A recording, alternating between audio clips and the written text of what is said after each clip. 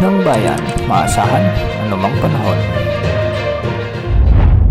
Magandang gabi po sa ating lahat. Narito ang update sa lagay ng panahon ngayong araw ng Miyerkules, April 10, 2024 hanggang bukas, April 11, 2024. Isang maalinsangang gabi pa rin ang aasahan ng halos buong bansa ngayon dahil sa patuloy na pag-iral ng easterlies.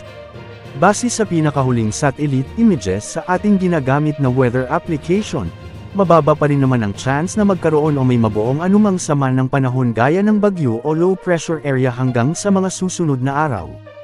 At dahil sa patuloy na pagtaas ng temperatura sa bansa, ngayong araw nga ng Miyerkules ay pumalo sa 44 degrees Celsius ang pinakamataas na heat index sa may Dagupan City, Pangasinan. Umabot naman sa 43 degrees Celsius sa Bacnotan, La Union, Aborlan, Palawan at Puerto Princesa City, Palawan.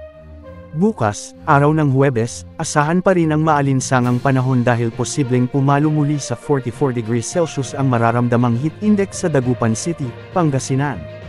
Aabot naman sa 43 degrees Celsius sa may Puerto Princesa City at Aborlan, Palawan.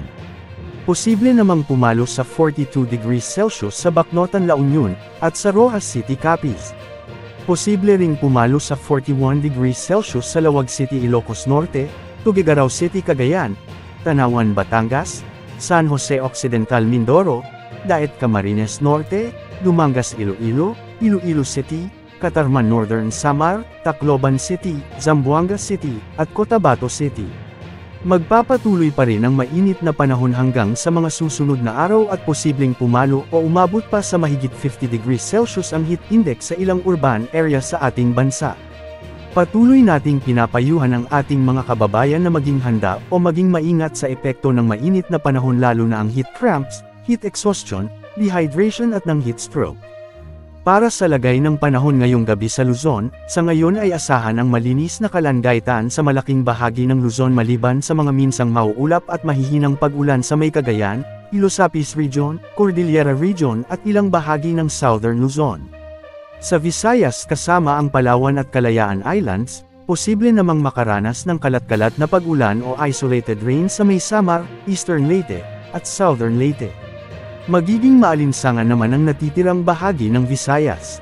At sa Mindanao, mababa rin naman ang chance ng pag-ulan ngayon at asahan ang maalinsangang panahon na minsan ay mga isolated rain o pag-ulan sa ilang lugar partikular sa Surigao del Sur, Surigao del Norte, ilang bahagi ng Davao Region at northern portion ng Zamboanga Peninsula.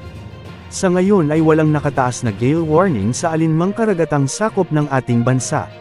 May nakikita tayong cloud cluster sa silangan ng Mindanao ngunit malayo pa ito at mababa naman ang chance nitong maging low pressure area o bagyo at mababa ang posibilidad na makaapekto ito sa ating bansa sa mga susunod na araw.